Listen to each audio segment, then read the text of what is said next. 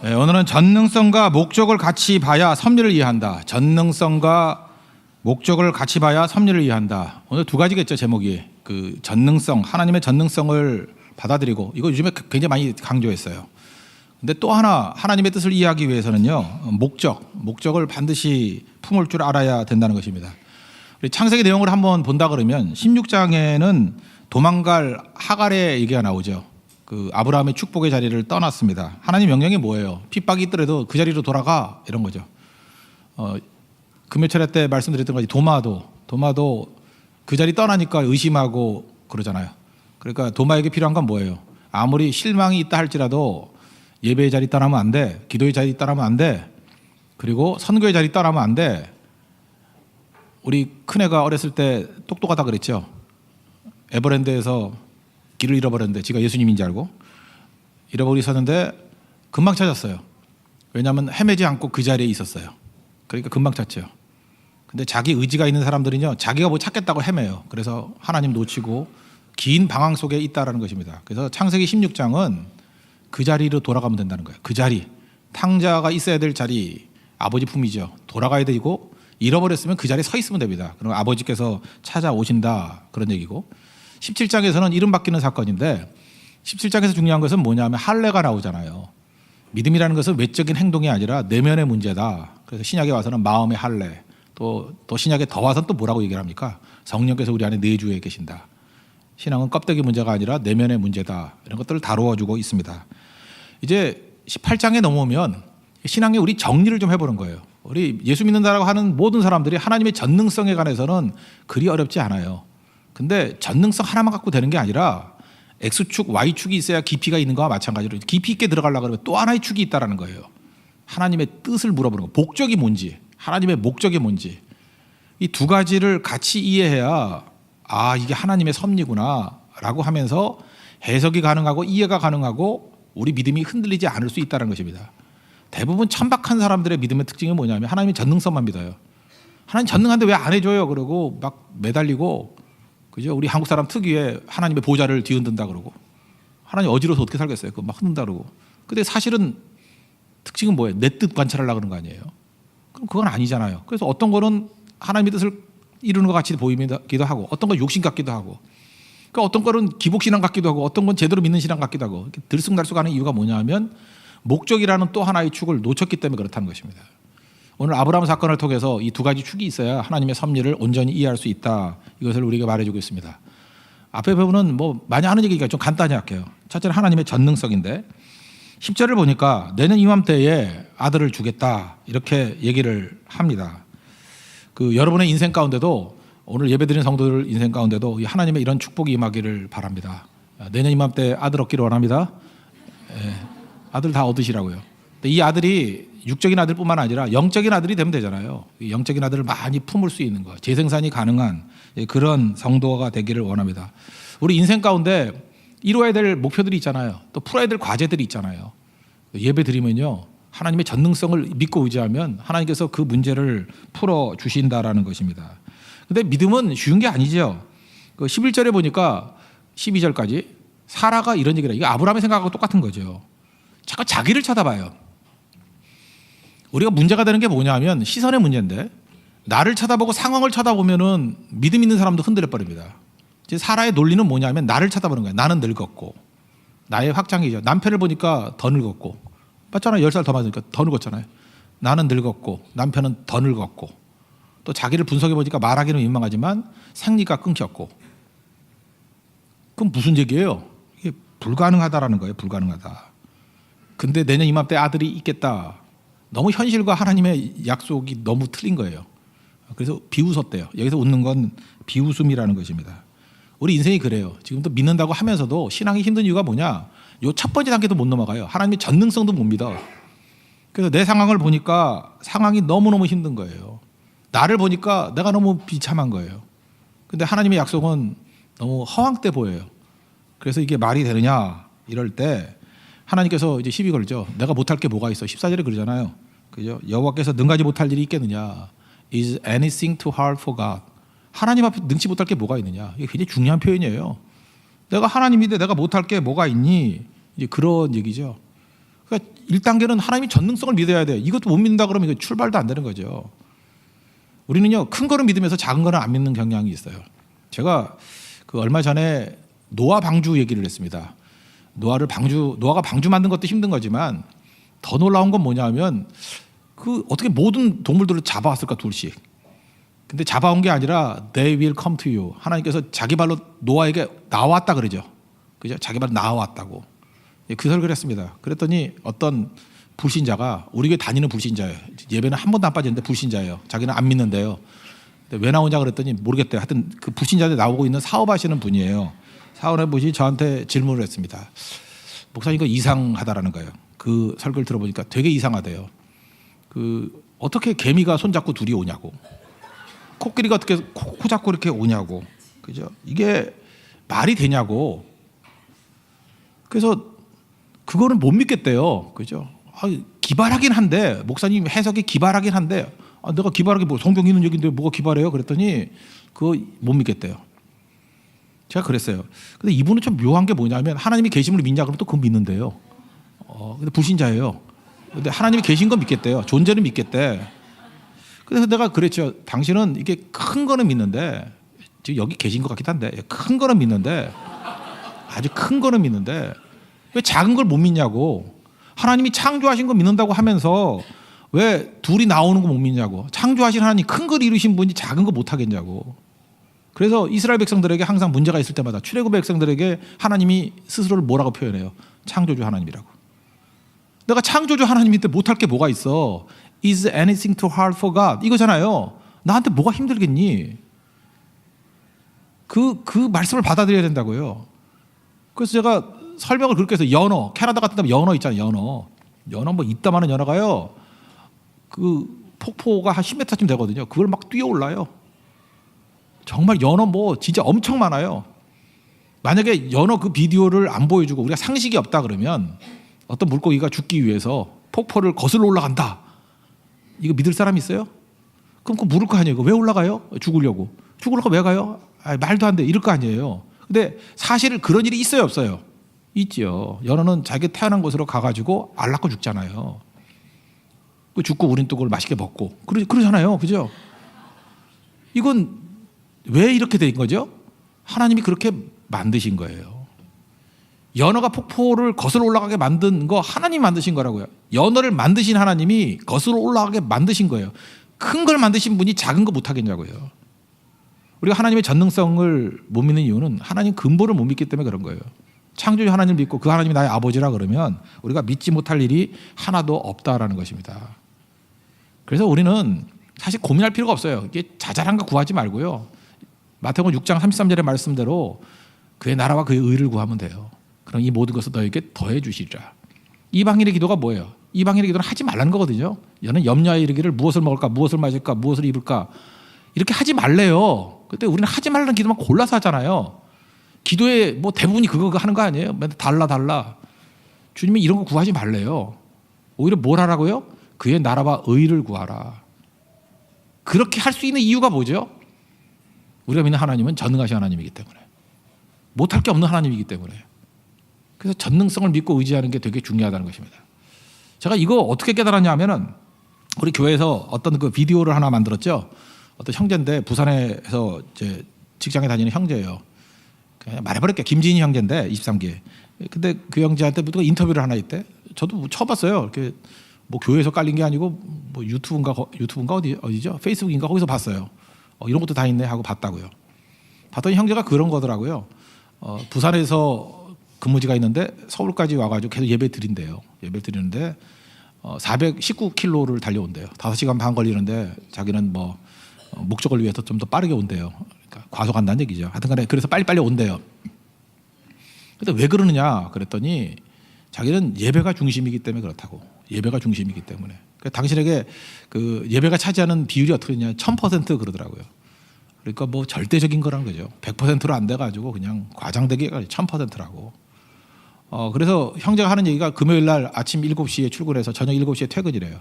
그래서 11시 차량기도까지 오는 게 목표이기 때문에 그러니까 5시간 반을 4시간에 온다는 소리예요. 하늘 가는 바른 길이 들으면서 오겠죠. 이렇게. 예.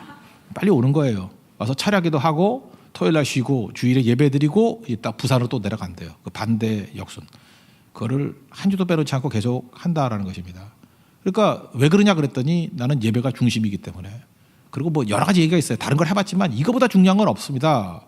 라고 얘기했어요. 그러니까 그 형제의 중심은 뭐예요? 이번에도 뭐 네팔 선교도 가고 그러대요. 계속 선교도 가고 하는데 그러니까 예배에 다 포함된 거죠. 선교 예배에 다 포함된 거죠. 나는 예배가 중심입니다. 그러니까 한마디로 해서 그의 나라와 그의 의를 구하는 거죠. 나는 거기서 끝나는 줄 알았어요. 그랬더니 저한테 거의 연락도 안 하던 어떤 자매 2명이 연락이 왔어요. 그 형제 누구냐요? 그 형제 누구냐요? 정체가 뭐냐요? 뭐 하는 사람이에요?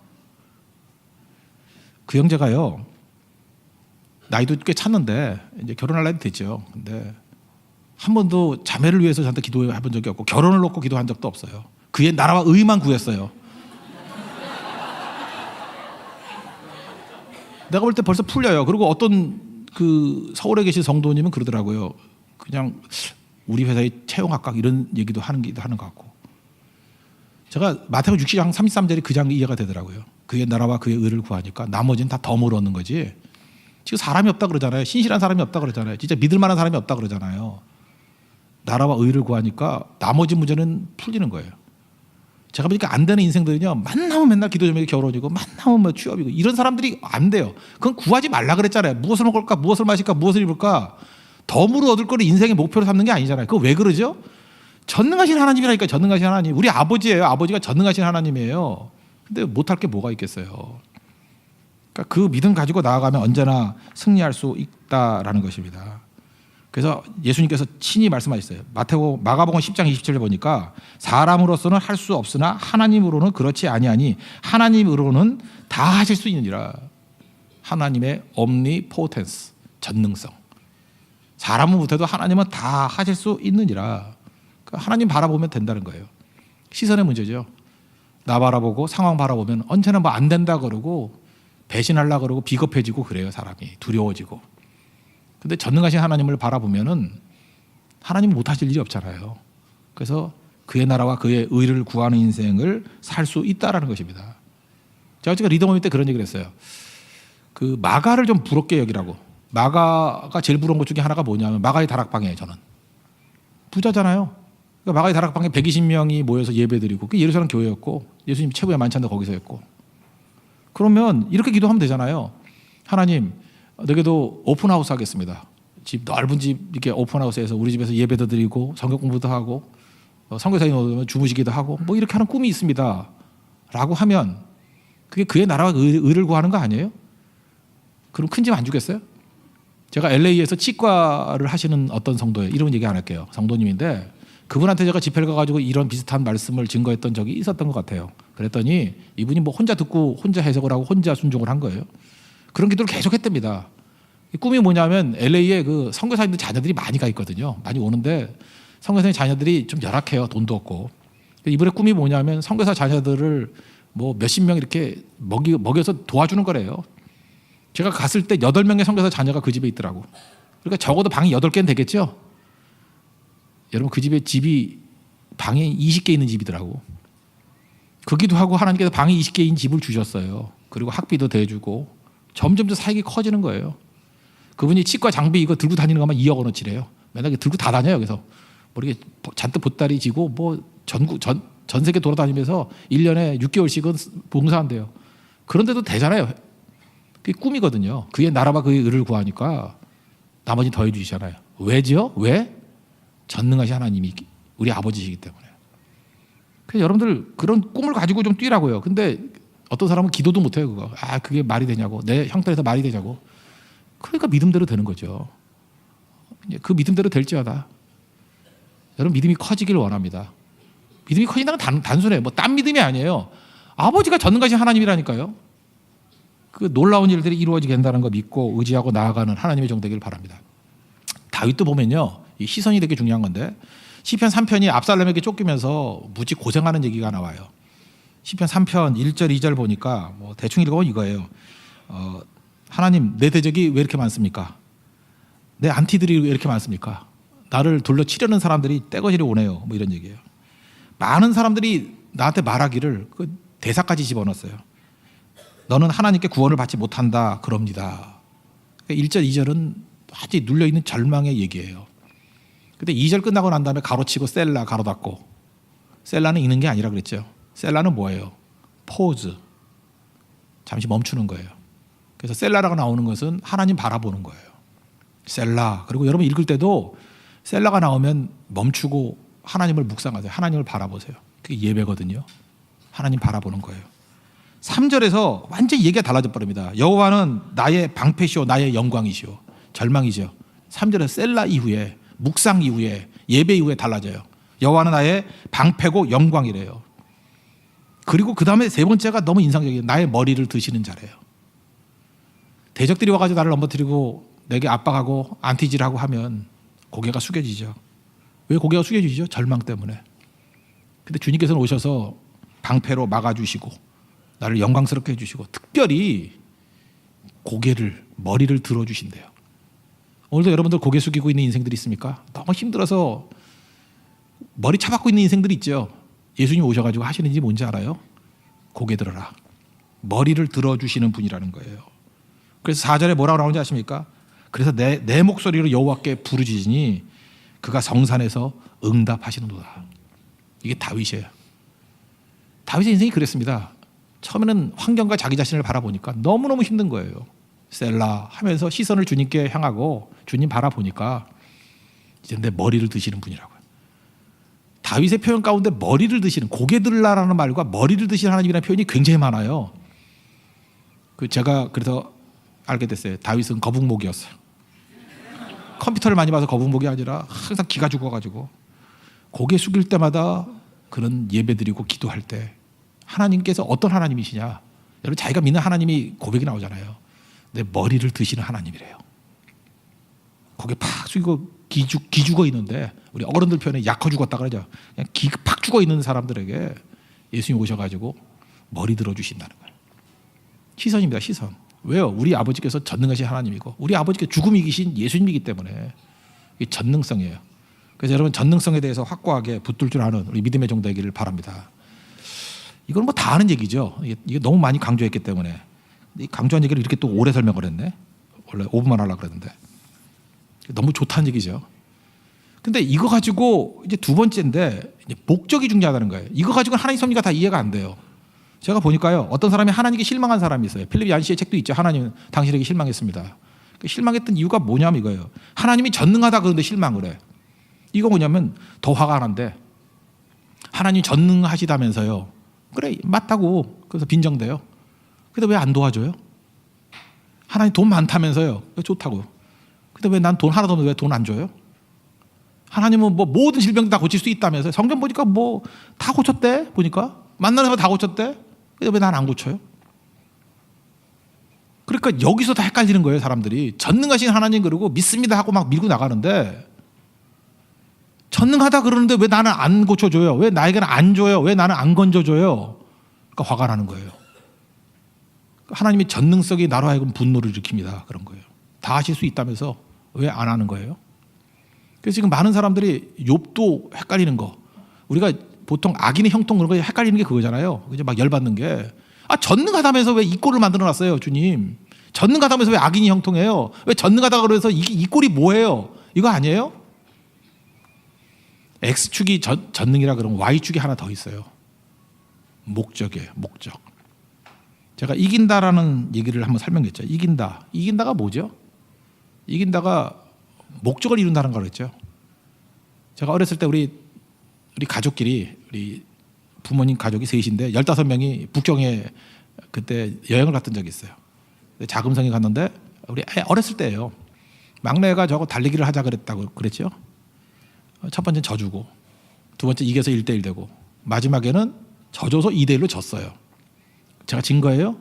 이긴 거예요.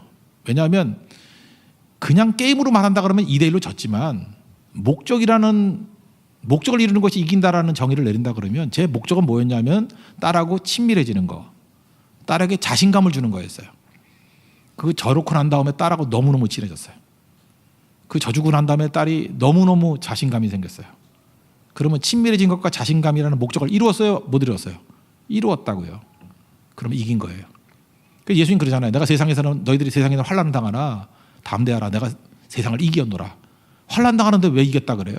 환난이 있다 할지라도 목적을 이루기 때문에. 그러니까 목적 이루는 게 이기는 거예요. 그러니까 또 하나를 품어야 될 게 뭐냐? 하나님은 전능하시는데 하나님은 또 어떤 축을 가지고 일하시냐면 목적을 향해서 일하시는 분이라는 거예요. 이게 리워렌이 이걸 발견했잖아요. 그 사도행전 13장 36절에서 다윗은 하나님의 뜻을 따라 섬기다가 잠들었다 이런 얘기가 나오는데 그 영어 성경 NIV에는요 하나님의 뜻이 David had served God's purpose 이렇게 되어 있어요. 하나님의 목적을 이루기 위해서 목적을 섬기다가 죽었다. David have served God's purpose. 하나님의 목적을 이루기 위해서. 그래서 목적이 이루는 교회, 목적이 이루는 삶. 이 purpose라는 게 아주 전 세계 교회를 강타했었죠. purpose가 뭐예요? 하나님의 뜻이라고요. 목적이라고요. 목적. 이게 또 하나의 축이 있는 거라고요. 그럼 아시겠죠? 바울이 맨날 육체 가시 때문에 하나님 이거 고쳐주세요, 고쳐주세요, 고쳐주세요. 만약에 아까 전능성만 갖고 놓고 본다 그러면 열받죠. 하나님 전능하신 하나님이라면 못할 일이 뭐가 있습니까? 다 할 수 있다며요. 근데 왜 나 육체의 가시 안 고쳐져요? 뭐 고쳐주니까 하나님은 전능하지 않던지 전능하다 그러면은 나쁜 분이든지 골탕 먹이는 분이든지 둘 중에 하나예요. 이런 결론이죠. 근데 또 하나의 축이 있다니까요. 여러분의 인생에서 이거 여러분의 하나님 섭리를 이해하는 구원의 밧줄이에요. 목적이에요. 하나님께서 왜 가시가 있는 상태로 놔뒀죠? 목적이 뭐죠? 하나님을 더 의지하라고. 바울에게 너무 많은 사역과 너무 많은 능력이 있기 때문에 하나님 의지 않으면 넘어지거든요. 그래서 약하게 놔둔 거야. 그래야 네가 나를 더 의지하기 때문에 강해지는 거야. 약할 때 강하면 되는 거야. 누구나 다 그렇다는 얘기는 아니지만 바울에게 있어서는 그랬어요. 그 목적을 이루기 위해서. 너 약해도 할 일 다 할 수 있어요. 목적 다 이룰 수 있어. 이해가 되는 거죠. 그래서 바울이 그걸 깨닫고 내가 기뻐하고 기뻐하노라. 육체의 가시가 보이는 게 아니라 목적이 보이는 거예요. 아, 하나님께서 내게 주신 은혜가 이렇게 크구나. 그걸 깨닫는 거예요. 대부분의 성도들이 이 단계를 못 넘어서요. 그래서 이건 반드시 품어야 됩니다. 하나님의 목적이라는 축이 있지 않으면 해석이 안 되는 거예요. 왜 하나님께서 여러분들 삶에서 이렇게 어려움을 주고 난관이 있게 만들어요? 하나님의 목적을 이루기 위한 뜻이라는 것입니다. 어떤 성도가 이렇게 까다로운 얘기 하죠. 여러분들 세상의 질문이라는 게 다 이런 질문이에요. 뭐 예를 들면은 모순 얘기예요. 모순 얘기는 뭐 얘기를 많이 만들어낼 수 있어요. 그냥 내가 하나 만들어낸 얘기를 하나 만들어줄게요. 하나님은 전능하시니까 누구도 들 수 없는 돌을 만들 수 있다. 맞죠? 이게 이제 궤변이라 그래요. 논리의 궤변인데 하나님은 누구도 들 수 없는 돌을 만들어야 전능하신 분이잖아요. 만들 수 있고 못 만들면 전능하신 게 아니잖아요. 그래, 하나님은 누구도 들 수 없는 돌을 만들 수 있어. 두 번째, 그러면 그 하나님이 그 돌을 들 수 있어요, 없어요? 이렇게 묻는다고. 되게 이런 거예요. 들 수 없으면 전능한 게 아니고 들 수 있으면은 앞에 분이 전능하신 하나님이 아니죠. 저녁에 죄송합니다. 이런 뭔 소리인지 모르죠. 아까 누구 들 수 없는 돌이라 그랬잖아요. 근데 들 수 있었잖아, 두 번째 가서는. 그게 깨져버린 거죠. 그러니까 이런 모순 얘기. 결국은 세상에서 기독교 공격하는 얘기들을 보면 다 이 논리예요. 요거에 그 버전업 된 거예요. 버전만 바뀐 거예요. 이게 전능성만 갖고 하면 이런 모순에 빠져요. 우리도 그랬잖아요. 전능하신 하나님 왜 나 안 도와줘야 할 때 실망하듯이 세상 사람들은 전능하신 하나님이라면서 우리를 조롱하기 위해서 요런 논리를 나간다고. 근데 그놈들이 모르는 한 가지가 있죠. 그런 거 만들어서 뭐 하려고. 그게 답이에요. 목적이 없잖아요. 하나님은 무목적석의 하나님이 아니고 목적이 있는 하나님이거든요. 하나님의 계획이 있고 뜻이 있어요. 하나님 뭐 하려고 그 짓을 해? 마귀 시험이 뭐냐면요. 예수님한테 성전 꼭대기에 올라가서 뛰어내리래. 근데 예수님이 뭐라고요? 뭐 하려고? 제가 한번 물어볼게요. 예수님이 성전 꼭대기에 뛰어내릴 수 있어요, 없어요? 뭐 있겠지. 근데 그 뛰어서 뭐 하려고? 그래서 안 한 거예요. 시험하지 말라고 그러잖아요. 뭐 하려고 그래서?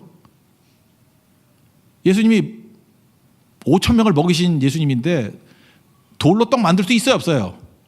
있지요. 근데 그래서 뭐 하려고? 그 비전 가면은 뭐 5,000원 주면 사 먹을 수 있는데 뭐 하려고? 저는 아직도 한 번도 돌 놓고 떡 되게 하려고 기도한 적이 없어요. 떡이 된다 할지라도 먹고 싶지 않을 것 같아. 그냥 백화점 가서 사 먹으면 되지. 맛있는 떡이 얼마나 많은데. 카드도 있겠다. 그래서 그런 거 잠깐 물으면 뭐 하려고?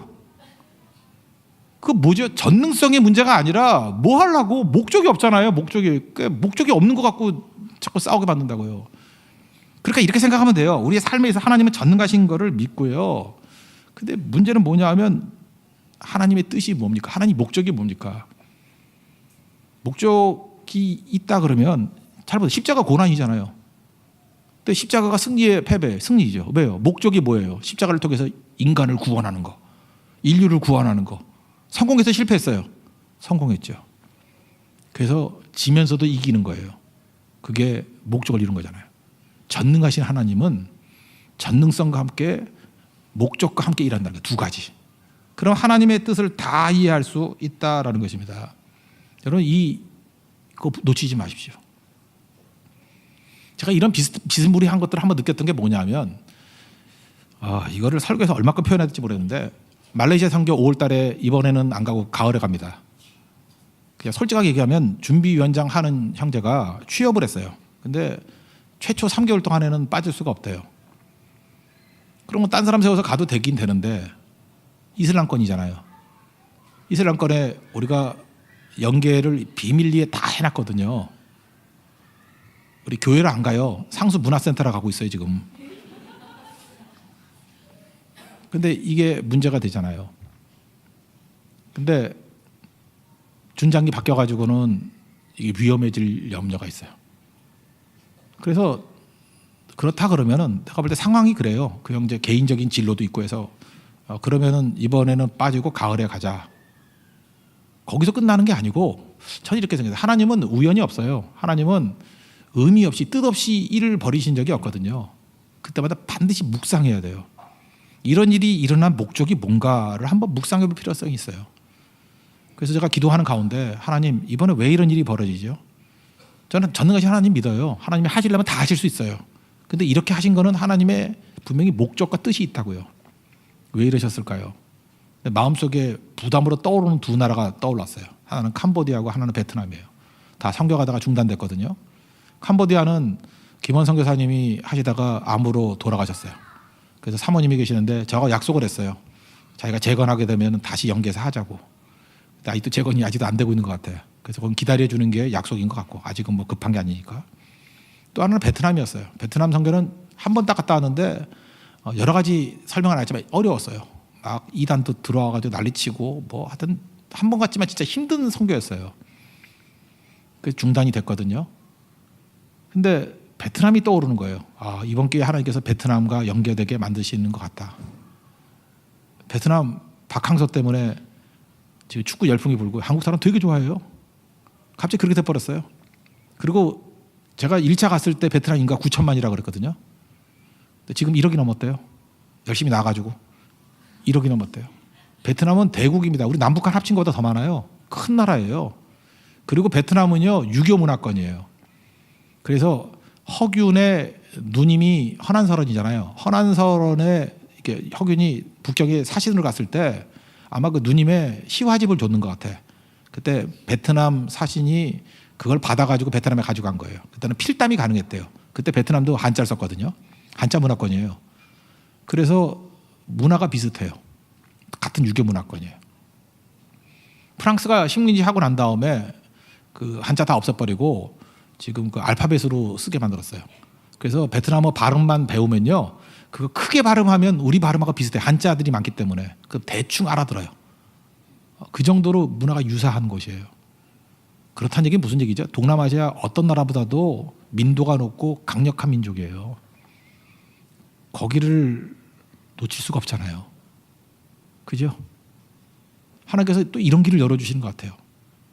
제가 봐요. 하나님의 전능성을 믿습니다. 전능하신 하나님이 왜 길을 막습니까? 그렇게 묻지 않고 전능하신 하나님을 믿어요.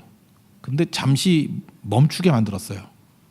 그러면은 사도행전 16장에 나오는 바울의 환상과 같이 예수의 영이 허락지 않고 성령이 막으시면 무슨 뜻이 있겠죠? 목적이란 내용을 가지고 바라보면은 이건 분명히 하나님의 이끄심이에요. 그래서 궤도 수정이 되고 이해가 되고 납득이 되고 섭리를 받아들일 수 있게 된다는 것입니다. 이게 하나님 뜻을 아는 방법이에요. 여러 인생에도 지금도 어찌하여 왜 이해할 수 없습니다. 이렇게 하나님 앞에 투정 부리고 실망하는 것이 아니라 전능성이라는 한 축과 이걸 통해서 하나님께서 하나님의 목적을 이루신다. 이거를 꼭 알아본다 그러면 여러분 승리할 수 있다는 것입니다. 그래서 정리를 한다 그러면 하나님의 뜻을 아는 법, 뭐 이렇게 한번 짤막한 무슨 뭐 에세이 같이 하나 쓴다 그러면요, 하나님의 뜻을 아는 법. 어떻게 하면 하나님의 뜻을 잘 알 수 있느냐? 이제 하나님의 목적, 하나님의 뜻이 하나의 축이라 그러니까 하나님의 뜻을 아는 법. 첫째는 하나님과의 관계예요. 하나님과 좋은 관계를 맺으면은 하나님의 뜻을 잘 알아요. 그러니까 이걸 영적 감각이라 그러는데 하나님과 날마다 교류하면은 하나님의 뜻을 알게 돼요. 그래서 그런 거 있죠. 그 아주 친한 사람은요, 그냥 척 보면 알아요. 친하지 않으면 몰라요. 저거 왜 저런 행동을 하는지. 친한 사람이면 알아요. 그러니까 어떻게 알죠? 친해서 한 거예요. 하나님과 친해지십시오. 하나님과 친해지면 영적 감각이 생겨서 하나님의 뜻을 쉽게 알 수 있다라는 것입니다. 어찌 보면 이래요. 하나님과 친해지면요, 마음이 불편하면 그거 하나님 뜻 아니야. 그리고 마음이 편해지면은 그 하나님 뜻이에요. 근데 이게 참 위험한 건데, 하나님하고 친하지도 않은 사람이 마음이 편하다 그러면 그 마귀하고 친한 거예요. 그래서 그게 마음이 편한 건 하나님의 뜻이고 마귀의 뜻이고, 마음이 불편한 게 하나님의 뜻인 사람도 있어요. 이게 위험한 거라고. 그러니까 주제 파악을 잘해야 돼요. 허건 날 클럽 다니고 술 마시고 이런 사람은요, 자기가 편한 거 하면 다 죄야. 그러니까 하나님과 친해지라고요. 친해지면 마음 편한 게 하나님의 뜻일 때가 많아요. 하나님과 교제하면은. 두 번째 하나님의 뜻을 아는 방법은 반복하는 거예요. 하나님께서 한 번만 말씀하신 적이 없어요. 계속 반복하셔요. 그 어떤 데는 설교로 뭐 말씀으로 계속 반복하셔요. 아브라함에게 아들 준다 그럴 때 아들 준다라는 명시적으로 말한 게 3번이고요. 뭐 자손까지 말한다 그러면 9번이에요. 하나님의 뜻은요, 한 번 끝나는 게 아니라 계속해서 말씀해 주시고 또 반복하고 그래요. 일본 선교 때도 그렇다고 그러죠. 우리 그때 목요일부터 계속해서 일본 선교에 관한 말씀을 증거했거든요. 그리고 새벽 기도 때도 일본 선교와 같이 호흡을 나누고. 근데 저는 코조 목사님하고 교류를 나눈 적이 없는데 새벽에 여기서 설교했던 설교와 코조 목사님의 설교 내용이 거의 일치하더라. 이 성령께서 이끌어 가시는 거죠. 그럴 때 많이 느껴요. 아, 성령께서 이렇게 말씀을 이끌어 가시는구나. 저 원래 예수님의 그 마지막 일주일 그거 설교하려고 그랬어요.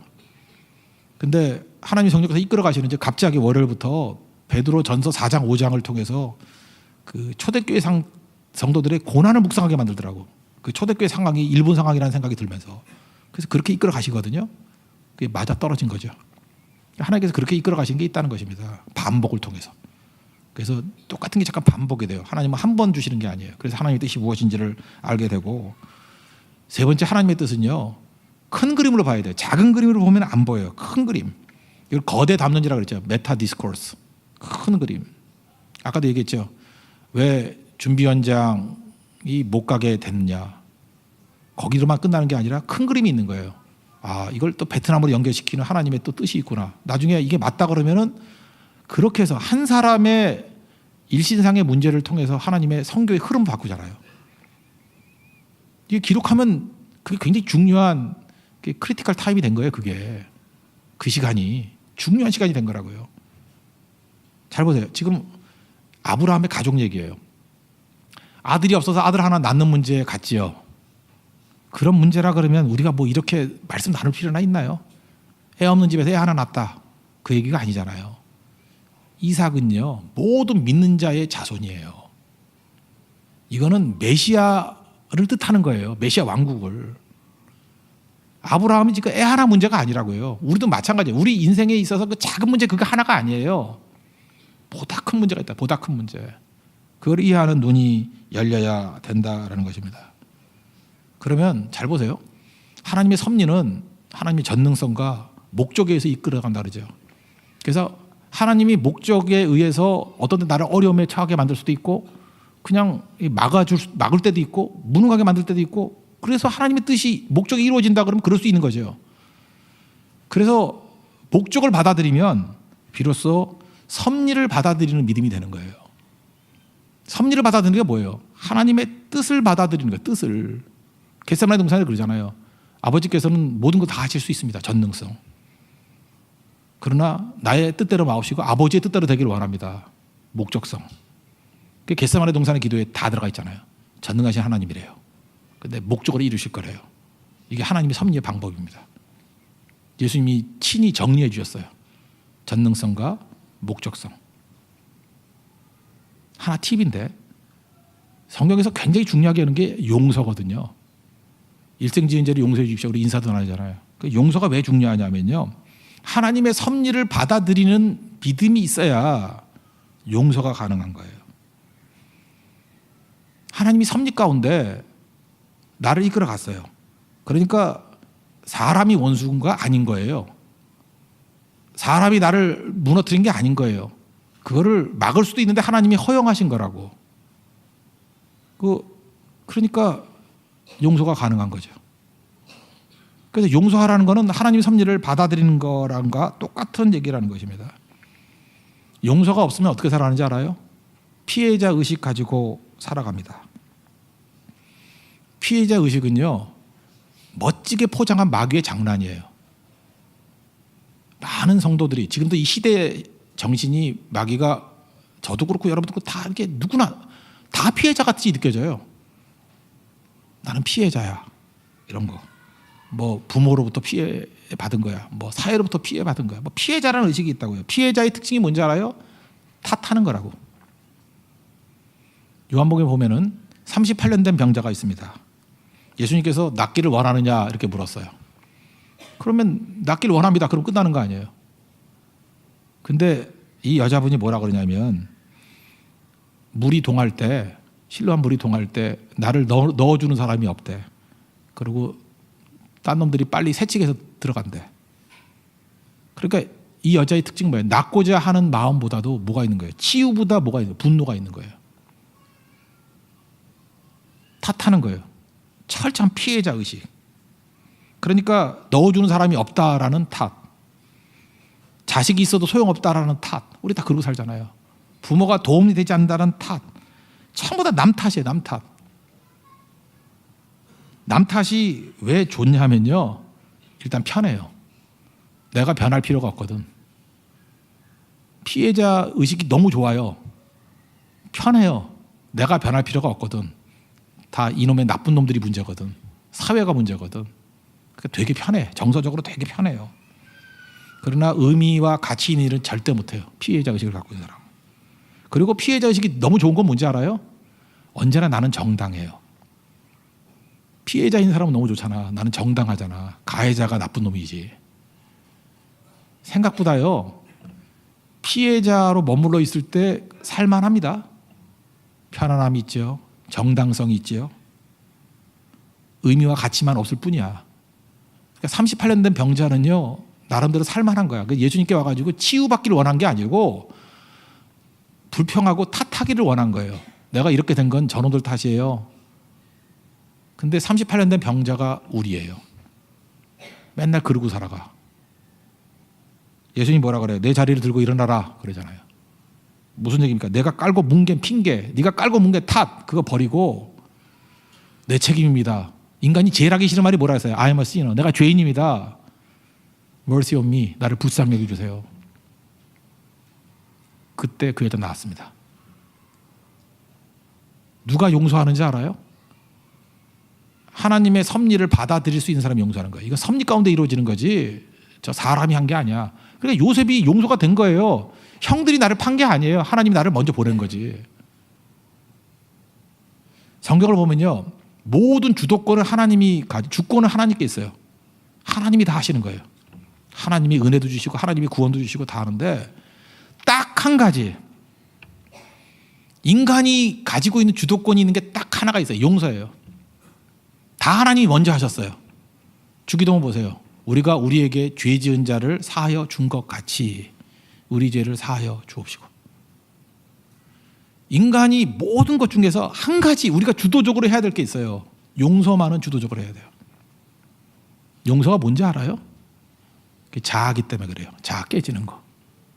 내가 박살나는 거예요. 내가 뭐 복수하고 내가 뭐 하고 이런 사람 절대 용서 못해요. 에고가 깨지지 않은 사람의 특징. 그러니까 가장 에고이스트들이 용서 안 해요. 그게 누굴 용서 안 하는 건지 알아요? 자기 자신을 용서 안 하는 거야. 깨졌는지 안 깨졌는지 뭘 보고 하느냐면 용서 보고 알 수 있어요. 용서할 수 없으면요, 자아가 시퍼렇게 살아있는 거예요. 자아가 시퍼렇게 살아있으면요, 전능하신 하나님을 믿어요. 그리고 내 뜻을 관찰하는 거야. 내 뜻 들어주면 해 그러면서 할렐루야 아멘 그러고, 내 뜻 안 들어주면 이놈의 하나님 실망했습니다. 뭐 맨날 필리지 않지 책이나 쌓아놓고 읽고, 하나님 당신께 실망했습니다. 챕터 1, 2, 3, 4 나도 너도 그러고 끝나는 거라고요. 그런데 하나님의 목적에 굴복하는 예수님의 기도, 나의 뜻대로 마옵시고 아버지의 뜻대로 되기를 원합니다라는 목적이라는 지평이 들어가면요, 수용이 돼요. 영접하는 자, 그 이름을 믿는 자가 돼요. 하나님의 자녀가 되는 권세가 임해요. 그게 능력입니다. 우리 성도들이 더 성숙해져서 이 두 가지, 하나님의 전능성과 하나님의 목적성 가지고 하나님의 섭리를 받아들일 수 있는 우리 믿음의 신실한 종 되기를 축원합니다. 모두 다 자리에서 일어나겠습니다. 따스한 성령님 찬양하겠습니다.